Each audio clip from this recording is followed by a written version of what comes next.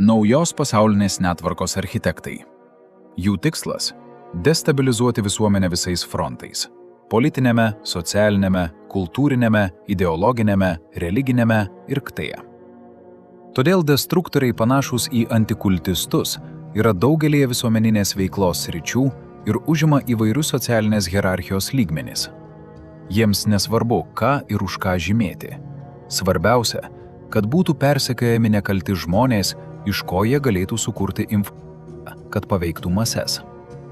Jiems nesvarbu, kas yra valdžioje. Jie griaus bet kokią valdžią. Galutinis visos jų veiklos tikslas pasauliniu mastu – masiniai neramumai, pilietinis ir visiškas demokratijos žlugimas. Kiekvienas iš jų vykdo savo dalį bendro priešo plano, kuriuo siekiama sunaikinti demokratiją ir įtvirtinti totalitarizmą. Todėl jie į savo tinklą įtraukia visus, kurie yra tokie patys niekšingi ir beprincipiai kaip jie, ir kurie gali padėti įgyvendinti jų uždavinius. Todėl jie siekia savo įtaką apimti visą pasaulį.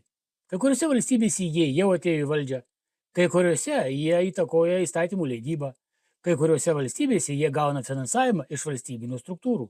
Yra ir šalis, kuri yra šios žalingos įtakos plintančios po visą pasaulį šaltinis.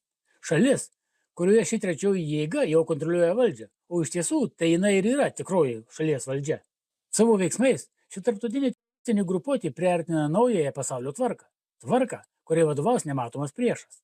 Priešas, kuris šiandien atgaivina naują, dar rafinuotesnę formą.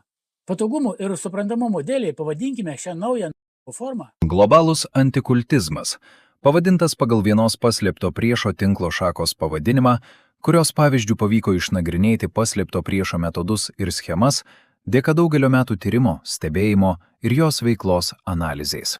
Žmonija pirmą kartą susidūrė su tokio pobūdžio grėsme, nes šiuo metu vyksta paslėptas, nepaskeltas, į kurį įtraukta visa žmonija.